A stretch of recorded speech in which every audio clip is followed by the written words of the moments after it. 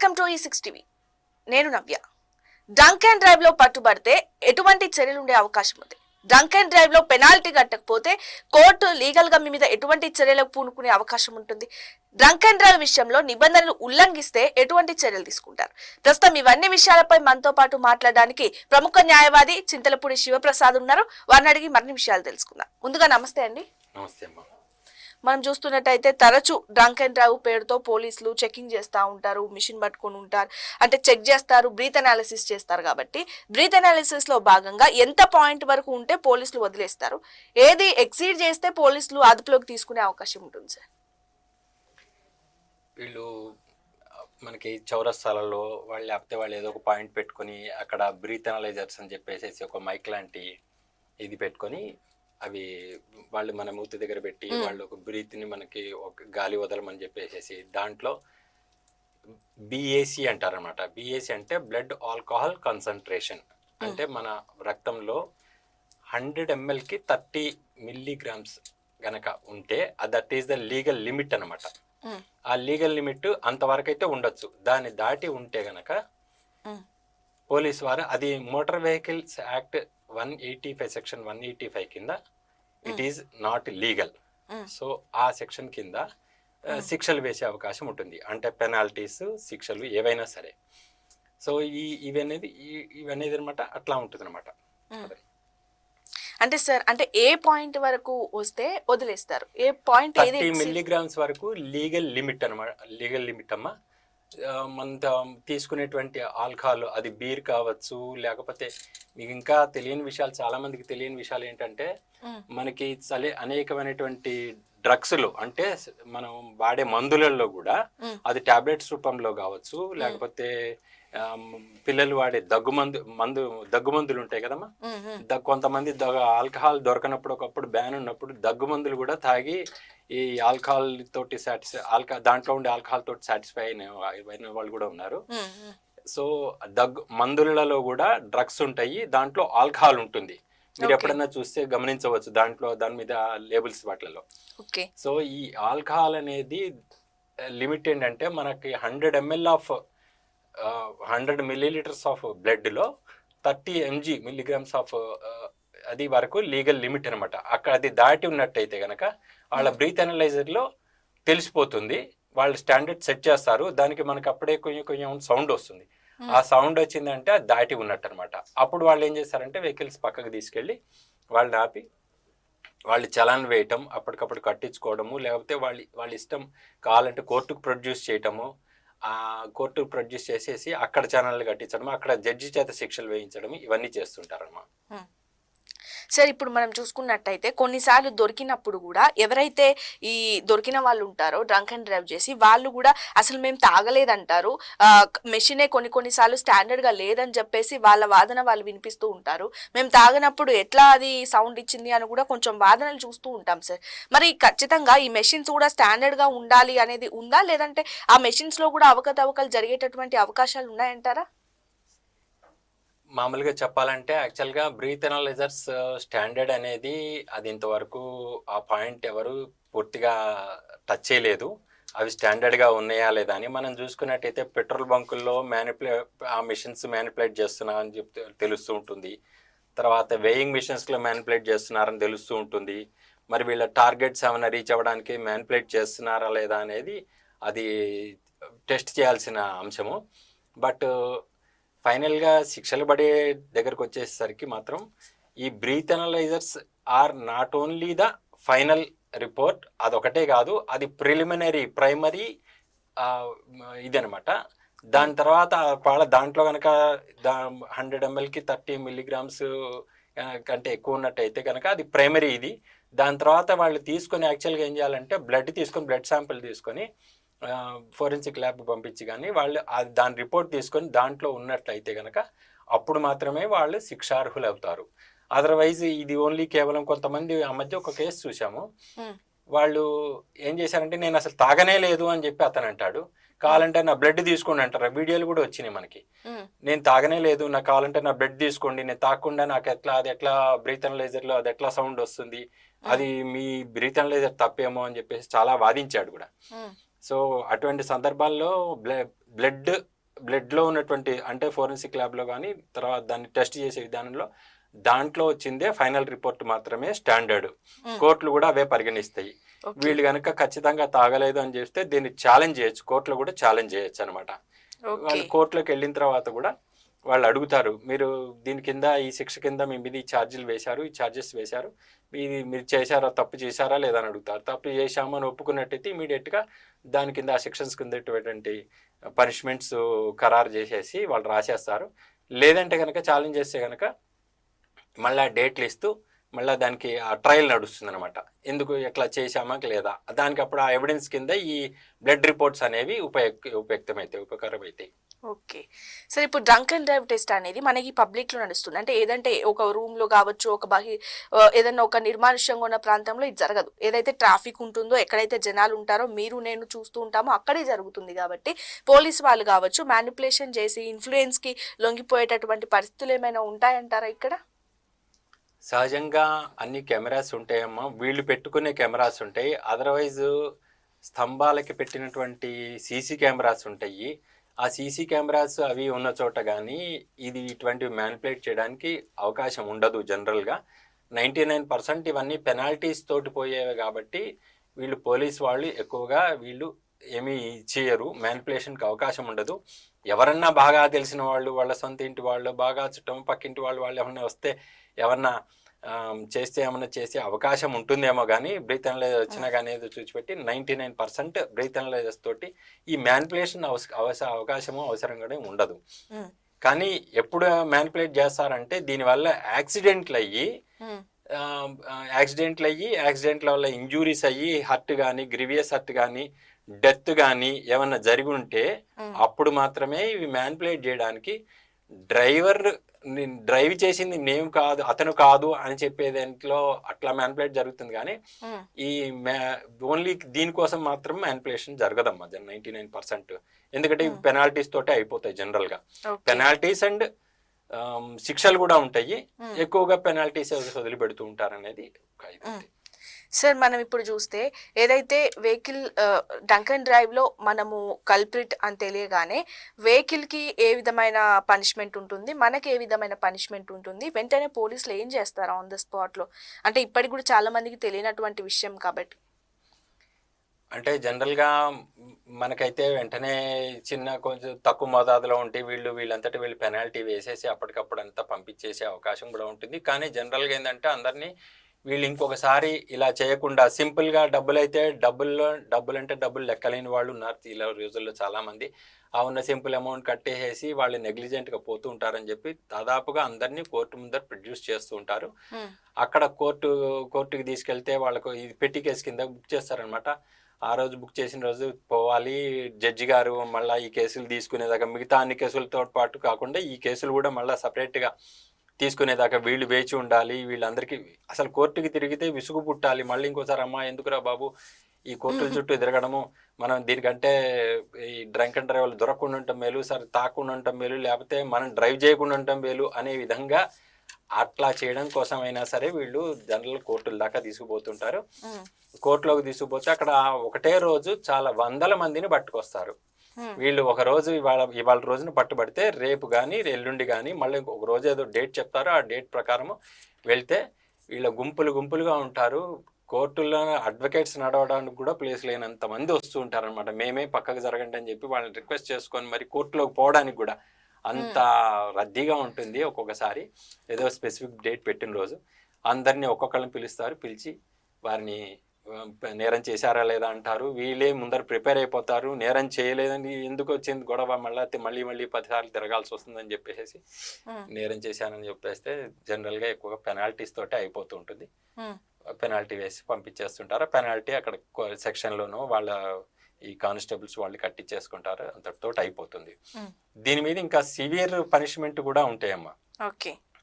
దీన్ని బట్టి అంటే తీసుకునే మోతాదుని బట్టి కన్సిడరేషన్కి వస్తాయా సార్? తీసుకునే మోతాదుని బట్టి ఉంటుంది. జడ్జి గారి ఇష్టం అనమాట. యాక్చువల్గా చెప్పాలంటే దీని మీద కూడా వస్తుందమ్మా. తీసుకునే మోతాదుని బట్టి, ఎక్కువగా తీసుకునేదాన్ని బట్టి and first offence second offence అని బట్టి కూడా ఉంటాయి. ఒకసారి పట్టుబడి ఒక పెనాల్టీ కట్టిన తర్వాత రెండోసారి 3 ఏళ్ల లోపు మళ్ళీ దొరికితే that is called second offence, second time offence అనమాట. సెకండ్ టైం అదే అఫెన్స్ కనుక రిపీట్ చేస్తే ఫస్ట్ టైం అఫెన్స్కి 2,000 రూపాయల వరకు పెనాల్టీ అండ్ 6 నెలల వరకు జైలు శిక్ష. అదే సెకండ్ టైం కనుక దొరికితే కనుక 2 సంవత్సరాల వరకు జైలు శిక్ష మరియు 3,000 రూపాయల పెనాల్టీ. ఇది సెంట్రల్ యాక్ట్లో అయితే 10,000, 15,000గా ఉంది. మొదటిసారి అయితే 10,000, రెండోసారి అయితే 15,000గా ఉంది. ఇది మన తెలంగాణ దీంట్లోకి వచ్చేసరికి ఒక్కొక్క రాష్ట్రం అడాప్ట్ చేసుకున్న దాన్ని బట్టి దాని ప్రకారంగా ఇక్కడ మనకి 2,000, 3,000గా ఉంది. ఫస్ట్ టైం అఫెన్స్కి 2,000, సెకండ్ టైం అఫెన్స్కి 3,000 రూపీస్ పెనాల్టీ. ఇది కాకుండా వీళ్ళు జైలు శిక్ష వేసే అవకాశం కూడా ఉందమ్మా. 2 కలిపి వేసే అవకాశం కూడా ఉంది. అంటే ఏ ఫ్యాక్టర్స్ లో సార్ ఎట్లా జరిగినప్పుడు ఈ 2 కలిపి ఉంటాయి, పెనాల్టీ ప్లస్ జైలు?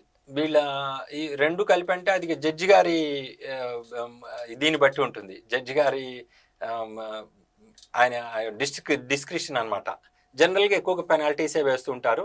ఇక వీళ్ళు రిప్రజెంట్ చేసేదాన్ని బట్టి కూడా సెకండ్ టైం దొరికారు అనుకో, సెకండ్ టైం దొరికితే కూడా ఈయన దొరుకుతున్నాడు, ఎక్కువగా దొరుకుతున్నారు అని చెప్పేసి కానీ, లేకపోతే డ్రంక్ అండ్ డ్రైవ్లో అంటే ఒక్కొక్కసారి ఏమవుతుందంటే ఒకటే యాక్ట్ కింద, యాక్ట్ అంటే ఒకటే చేసిన దాని మీద 2-3 యాక్ట్ల కింద కావచ్చు, 2-3 సెక్షన్ల కింద కావచ్చు పనిష్మెంట్ ఉండొచ్చు అనమాట. ఇప్పుడు ఆ యాక్సిడెంట్ జరిగి ఎవరన్నా కనుక హర్ట్ కానీ, గ్రీవియస్ హర్ట్ అవ్వడం కానీ, తర్వాత డెత్ అవ్వడం కానీ ఇట్లాంటివి చేస్తే దాని కింద పెడతారు. ఐపీసీ అంటే ఇప్పుడు బిఎన్ఎస్ యాక్ట్ కింద పెడతారు. ఈ మోటార్ వెహికల్స్ యాక్ట్ కింద కూడా పెట్టచ్చు అనమాట. ఈ రెండిటి కింద పెట్టినప్పుడు ఈ దీని యొక్క సివియారిటీని బట్టి అక్కడ ఉన్నటువంటి లైసెన్స్ని కూడా కన్ఫిస్కేట్ చేసే అవకాశాలు ఉంటాయి. దాన్ని ఆర్డర్ చేయొచ్చు. ఒక 6 నెలల వరకు లైసెన్స్ కన్ఫిస్కేట్ చేసే అవకాశాలు కూడా ఉంటాయి. సో సెక్షన్స్ ఏమేమి వస్తున్నాయి, యాక్ట్స్ ఏమేమి ఉంటున్నాయి, డ్రంక్ అండ్ డ్రైవ్ వాళ్ళ మీద ఏం ప్రయోగిస్తారు, యాక్ట్స్ ఏం చెప్తున్నాయి మనకు అసలు? Motor vehicles act 1988 section 185 says that if any person caught under the influence of intoxication in driving or in even attempting to driving, అంటే వీళ్ళు డ్రైవ్ చేయగల అటెంప్ట్ చేస్తున్నా చాలు, దానికి కూడా శిక్ష ఉంది యాక్చువల్గా. అంటే డ్రైవ్ చేయక్కర్లేదు, అటెంప్ట్ చేస్తున్నప్పుడు దానికి కూడా పట్టుబడితే గనక నేను ఇందాక చెప్పినటువంటి ఫస్ట్ టైం అయితే గనక 2,000 రూపాయల పెనాల్టీ, 2,000 రూపాయల వరకు జడ్జి గారు ఎంతైనా వేయచ్చు. రూపాయి నుంచి 2,000 రూపాయల వరకు వేయచ్చు. ఇక వాళ్ళ ఇష్టాన్ని బట్టి 1,000 వేస్తారు, 2,000 రూపాయల వరకు వేస్తారన్నమాట. 2,000 దాటి వేయడానికి వేయలేదు. 6 నెలల వరకు జైలు శిక్ష, ఒకరోజు వేయచ్చు. ఈ మధ్య వచ్చిన దాంట్లో ఏంటంటే వీటికి వేసే బదులు ఈ సోషల్ ఏమన్నా వీళ్ళ చేత పనులు చేయించడము, ఎక్కడన్నా ట్రాఫిక్లో నుంచోబెట్టి ట్రాఫిక్ కంట్రోల్ చేయించడం కానీ ఇట్లాంటివి, లేకపోతే సోషల్ యాక్టివిటీస్ లాంటివి ఏమైనా చేయించడం కానీ, అవేర్నెస్ ఇట్లా చేయించడం అనేది కూడా ఒకటి మనకి దీంట్లోకి వచ్చింది. అది ఎంతవరకు అమలవుతుంది అంటే కొంతకాలం ఏదో చేశారు, అట్లా కూడా చేయొచ్చు. మీరు ఇదిగో ఈ హెల్ప్ చేయండి, సోషల్ ఇది చేయండి, ఏదైనా ఒక ఆశ్రమంలో విడిచేసేసి వాళ్ళకి సేవ చేయమని చెప్పచ్చు, ఏదైనా చేయొచ్చు. సో ఇటువంటి దీని కింద ఇది చేయొచ్చు. అది సెకండ్ టైం దొరికితే ఏంటో అనేది అది కూడా చెప్పాను. ఇప్పుడు 2,000 వరకు మనకి జరిమానా ఉంటుందని చూస్తున్నాం సార్. అంటే 1 నుంచి 2,000 వరకు జడ్జ్ పట్టి ఎట్లయినా వేయొచ్చు. ఒకవేళ అది పెనాల్టీ కూడా మేము కట్టుకోలేము అనే పరిస్థితిలో ఇంకొక ఆప్షన్ ఏముంటుందంటారు వీళ్ళకి? ఇంకా కట్టుకోలేము అనే దానికి ఆప్షన్ ఉండదమ్మా. వాళ్ళు ఒకసారి వేసే ముందరే జడ్జి గారిని అడగాలి, నేను ఇంత కట్టుకోలేను అని చెప్పేసి. వీళ్ళు ఒకసారి అంటే ఈ డ్రంక్ అండ్ డ్రైవ్లో దొరికినప్పుడు వీళ్ళు తాగడానికి డబ్బులు ఉన్నాయి, కానీ పెనాల్టీ అంటే అక్కడ కనికరం అనేది ఏమి ఉండదు.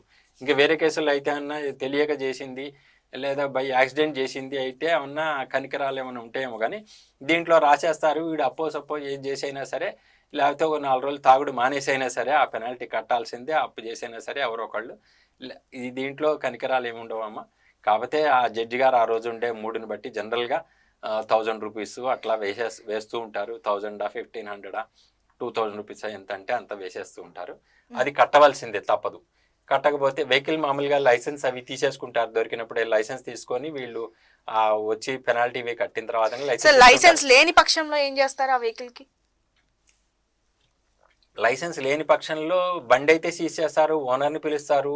అన్అఫీషియల్గా ఇప్పుడు మోటార్ వెహికల్స్ యాక్ట్ కింద ఏంటంటే అనఫీషియల్గా లైసెన్స్ లేకుండా లేని వారికి వెహికల్ ఇచ్చినందుకు దాని కింద పనిష్మెంట్స్ ఉన్నాయమ్మా. దాని కింద ఓనర్కి పనిష్మెంట్స్ ఉన్నాయి, ఇతనికి పనిష్మెంట్స్ కాదు. డ్రంక్ అండ్ డ్రైవ్ చేసినందుకు మోటార్ వెహికల్స్ యాక్ట్ కింద ఇతనికి పనిష్మెంట్ ఉంటుంది. మోటార్ వెహికల్స్ యాక్ట్ కింద లైసెన్స్ లేని వారికి వెహికల్ ఇచ్చినందుకు కూడా గాను అతనికి పనిష్మెంట్ ఉంటుంది. ఒకవేళ మైనర్స్ దొరికితే సార్, ఈ డ్రంక్ అండ్ డ్రైవ్ ప్రొసీజర్ లో మైనర్స్ దొరికితే ఎవరి మీద తీసుకుంటారు యాక్షన్? మైనర్స్ దొరికితే మేజర్స్ ఆ వెహికల్ ఓనర్ మీద తీసుకుంటారమ్మా. అది ఎవరు, పేరెంట్స్ కావచ్చు, లేకపోతే పక్కింటి వాళ్ళ, ఎదురింటి వాళ్ళ, ఎవరైనా కావచ్చు. ఆ వెహికల్ ఓనర్ ఎవరైతే ఉన్నారో వాళ్ళ మీద యాక్షన్ తీసుకుంటారు. వీళ్ళకి ఎందుకంటే మైనర్స్ మీద తీసుకోరు కాబట్టి వాళ్ళ ఓనర్స్ మీద తీసుకుంటారమ్మా. సార్ ఇంకొక సిచ్యువేషన్, మనం ఏదైతే చలాన్ ఉంటుందో అది వెంటనే అక్కడ కట్టుకోవచ్చా, లేదంటే కోర్టుకు వెళ్ళే కట్టాలి అనేది ఏమన్నా రూల్ ఉందా సార్? యాక్చువల్గా అక్కడే కట్టుకునే అవకాశం ఉంది, కానీ వాళ్ళు కట్టి వీళ్ళు కడతామంటే వాళ్ళు కట్టించుకుంటే అట్లా కట్టచ్చు.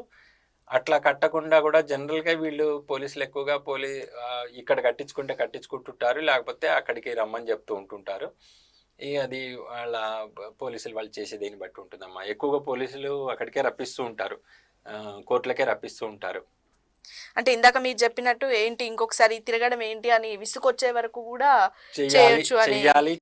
చెయ్యాలనేది కూడా నాలాంటి అంటే నేను సోషల్ దీని మీద అంటే అందరికీ ఇది ఉండాలి, సోషల్ రెస్పాన్సిబిలిటీ ఉండాలి. ఇంకొకసారి చేయకూడదు అంటే ఇట్స్ ఏ డిటరెంట్ పనిష్మెంట్ లాగా అనమాట. డిటరెంట్ పనిష్మెంట్ అంటే ఇంకొకసారి చేయకుండా ఉండాలంటే ఇప్పుడు చేసేది కరెక్ట్గా శిక్ష అనేది ఏ రూపంలో అయినా సరే వాళ్ళు రియలైజ్ అయ్యేటట్టుగా చేస్తే కనుక అప్పుడు వాళ్ళు ఇచ్చేస్తారని చెప్పేసి వీళ్ళు సింపుల్గా డబ్బులు కట్టి అక్కడికక్కడ కట్టించేసుకుంటే డబ్బులు కట్టించేసేసాము అయిపోయింది, ఇంకోసారి అయితే మళ్ళీ ఇంకో డబ్బులు కట్టేస్తాం. డబ్బులు అంటే లెక్కలేని వాళ్ళు బోల్డ్ మంది ఉన్నారు కాబట్టి అట్లా చేస్తానని చెప్పేసి కోర్టుకు పిలవడమే ఉచితం అనేది నా యొక్క అక్కడ వెయిట్ చేయించడం. అక్కడ నానా రకాల వ్యక్తులు ఉంటారు, కొంతమంది క్లాస్ పీపుల్ కూడా తాగి వీళ్ళు దీంట్లో పట్టుబడుతుంటారు.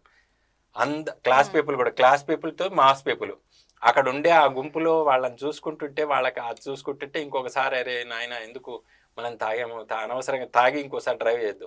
అసలు నేను చెప్పేది కూడా ఏంటంటే చక్కగా ఈ రోజున అన్ని ఫెసిలిటీస్ ఉన్నాయి, ఊబర్ ఉన్నాయి, ఓలా ఉన్నాయి, ఇవన్నీ ఫెసిలిటీస్ ఉన్నాయి. ఈవెన్ ఇంకా తక్కువ కాస్ట్ లో ఈ వెహికల్స్ కూడా వస్తున్నాయి కదా, 2 వీలర్స్ కూడా వస్తున్నాయి కదా. మీరు కావాలంటే పోయి అక్కడ దాకా వెళ్ళండి, వెళ్ళడం అట్లానే వెళ్ళండి, రావడం అట్లానే రండి, తాగిన తర్వాత చక్కగా అట్లా వచ్చేసేసేయండి, బుక్ చేసుకోండి. లేకపోతే ఆ వెయిటర్ కావాలని చెప్తే ముందే బుక్ చేసి పెడతాడు, తర్వాత ఈ అయిపోయిన టైంకి బుక్ చేస్తే వాడి ఇంటి దగ్గర సేఫ్గా దింపుతారు.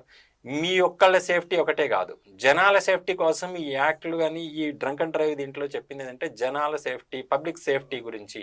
పబ్లిక్ సేఫ్టీ మీ వలన ఇంకోళ్ళు హర్ట్ అవుతున్నారు, ఇంకోళ్ళు గ్రీవియస్ హర్ట్ అవ్వచ్చు, వాళ్ళకి permanent loss of any bodily part అవ్వచ్చు, లేకపోతే లైఫ్ సేఫ్టీ ఉండకపోవచ్చు, లైఫే డేంజర్ ఉండొచ్చు. సో ఇటువంటివన్నీ కూడా మనకి సల్మాన్ ఖాన్ కేసు తీసుకుంటే అదే జరిగింది. సల్మాన్ ఖాన్ పక్కన బాడీ గార్డ్ ఉన్నాడు, తనే సెల్ఫ్ డ్రైవింగ్ చేస్తున్నాడు, కంట్రోల్ తప్పింది, పోయి గుద్దేసేసాడు.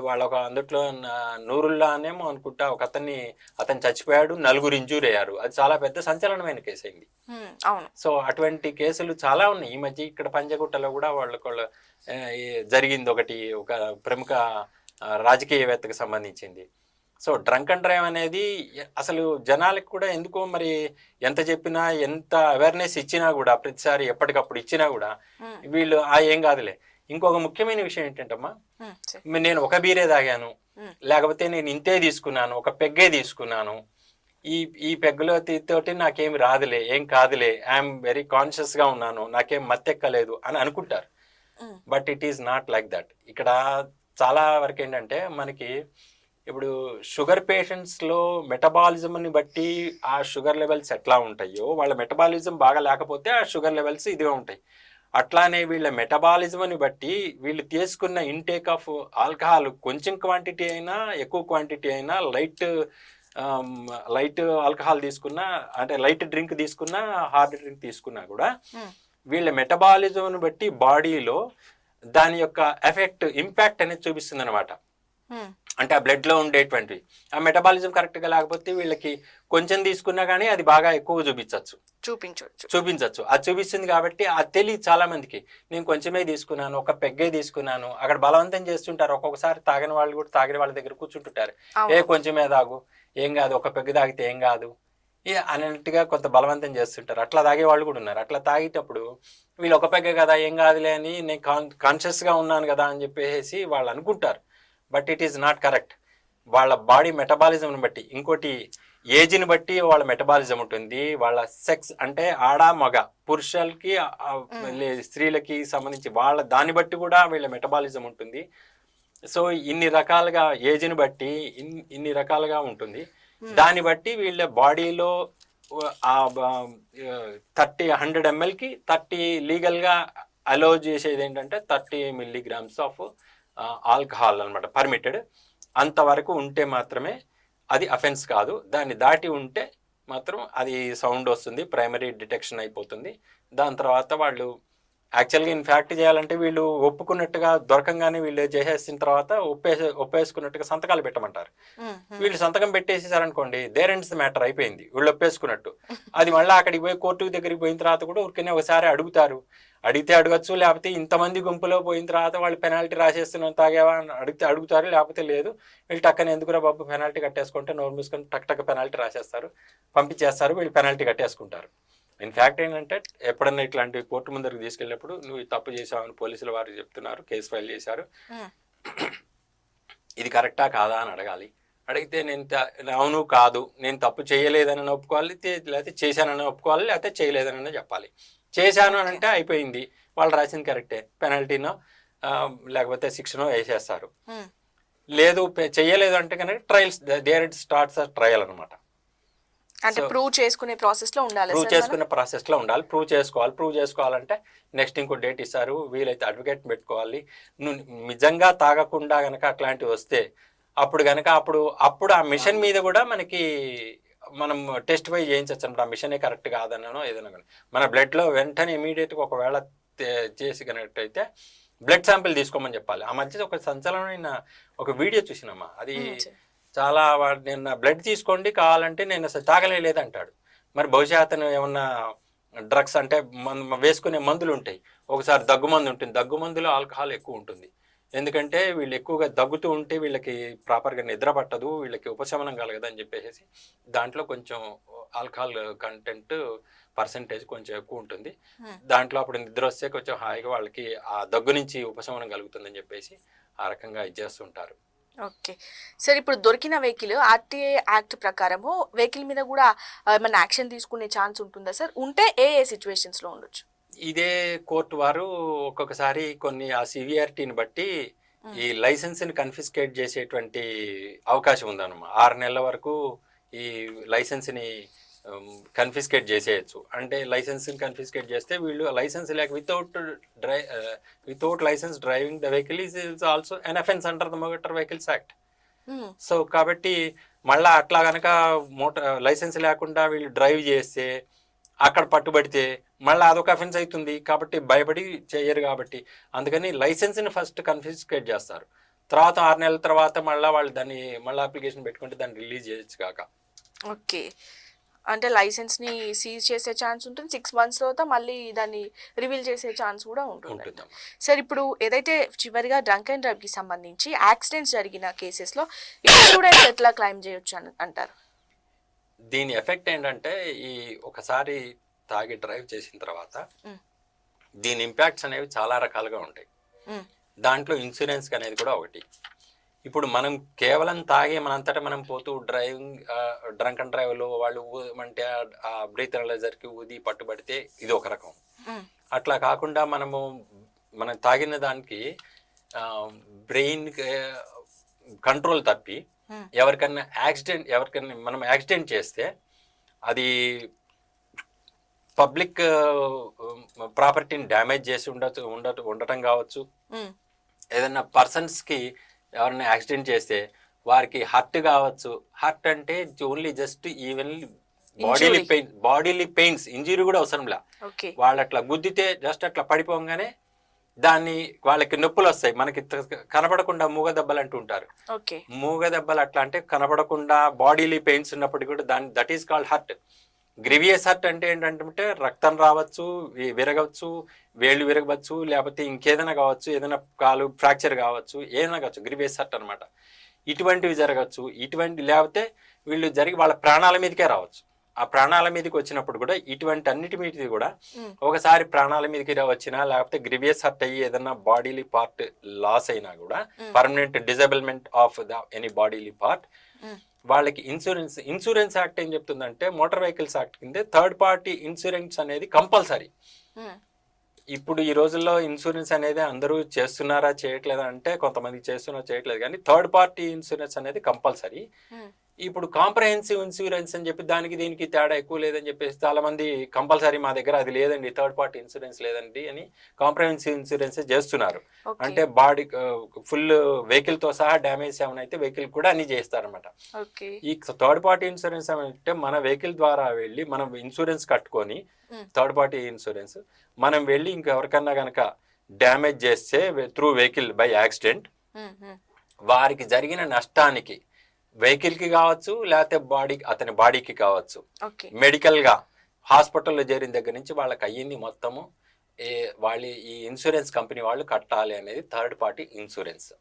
ఈ థర్డ్ పార్టీ ఇన్సూరెన్స్లో ఈ ఎవరైతే డ్రంక్ అండ్ దొరికిన వాళ్ళు ఈ ఇన్సూరెన్స్ అయితే ఉండదో, ఉమ్, లేకపోతే ఇన్సూరెన్స్ ఉన్నప్పటికీ కూడా వీరంతటా వీరు వాలంటరీగా తాగి చేశారు కాబట్టి దాన్ని ఎక్స్క్యూజ్గా ఇన్సూరెన్స్ వాళ్ళు తీసుకొని వాళ్ళు పే చేయమంటారు అన్నమాట.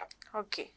నీ అంతటా నువ్వు తాగావు, నీ అంతటా నువ్వు తాగి నువ్వు కావాలని వాలంటరీగా నువ్వు తాగావు కాబట్టి తాగి నువ్వు ఇది యాక్సిడెంట్గా జరిగింది కాదు, నువ్వు అంటే తాగితే యాక్సిడెంట్ జరిగే అవకాశం ఉంది, నీ బ్రెయిన్ యొక్క కెపాసిటీ తగ్గే అవకాశం ఉంది, యాక్సిడెంట్ జరిగే అవకాశం ఉంది అని తెలిసిన తర్వాత తాగి నువ్వు డ్రైవ్ చేసావు కాబట్టి దానివల్ల యాక్సిడెంట్ జరిగింది కాబట్టి మేము ఇన్సూరెన్స్ పే చేయము అంటారు.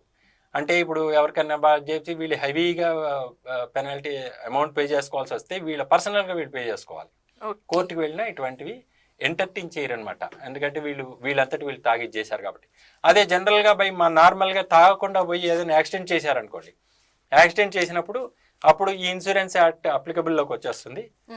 అప్లికబుల్కి వచ్చినప్పుడు దానికి వస్తుంది. అదే తాగినప్పుడు మాత్రం ఇన్సూరెన్స్ యాక్ట్ అప్లికబుల్ కాదు అనేవి. ఇప్పుడు ఈ థర్డ్ పార్టీ ఇన్సూరెన్స్ ద్వారా ఎంతవరకు క్లెయిమ్ చేయొచ్చు సార్? ఎంత క్లెయిమ్ చేసే అవకాశం ఉంటుంది? అంటే జరిగిన డ్యామేజ్ని బట్టి వాళ్ళు చేసుకునే క్లెయిమ్ని బట్టి వాళ్ళ ఇది ఉంటుందమ్మా. ఓకే. అవి దాన్ని బట్టి ఉంటుంది. అంటే బాడీ ఇప్పుడు ఒకవేళ వెహికల్ కి మాత్రమే ఉందనుకోమ్మా, వెహికల్ కి మాత్రమే ఉంటే వెహికల్ కి ఎంత డ్యామేజ్ అయితే అంత అది ఉంటుంది. బాడీలకి ఏదైనా ఉండి ఏదైనా బాడీ లాస్ అయితే కనుక దానికి సంబంధించి కొంత, దానికి ఉన్నటువంటి అంతకు ముందు జరిగినటువంటివి. అదే టోటల్లీ కంప్లీట్ డెత్ అయితే మాత్రం అంతా మళ్ళా దాంట్లో అవి ఇంకా వేరే అప్లికబుల్ గా ఉంటాయి అన్నమాట. Okay, thank you sir, thank you so much. నమస్కారం. చూసారు కదా, అటు drunk and drive legal concepts కి సంబంధించి అడ్వకేట్ చింతలపూడి శివప్రసాద్ చెప్పినటువంటి లీగల్ కన్సర్న్స్, అంటే డ్రంక్ అండ్ డ్రైవ్ చేసినప్పటి నుంచి ఎటువంటి పరిస్థితులు మీ చుట్టూ ఉండే అవకాశం ఉంటుంది, కోర్టులో ఎలా ప్రొడ్యూస్ చేస్తారు, మీరు అక్కడ చలాన కట్టే అవకాశం ఉంటుందా లేదా కోర్టులోనే చలాన కట్టుకోవాల్సిన అవకాశం ఉంటుందా, ఇన్సూరెన్స్ కి సంబంధించినటువంటి మరిన్ని విషయాలు కూడా శివప్రసాద్ చింతలపూడి మనతో అయితే షేర్ చేసుకున్నారు. మరిన్ని అప్డేట్స్ కోసం చూస్తూనే ఉండండి E6 టీవీ. జర్నలిజమే మన నిజం.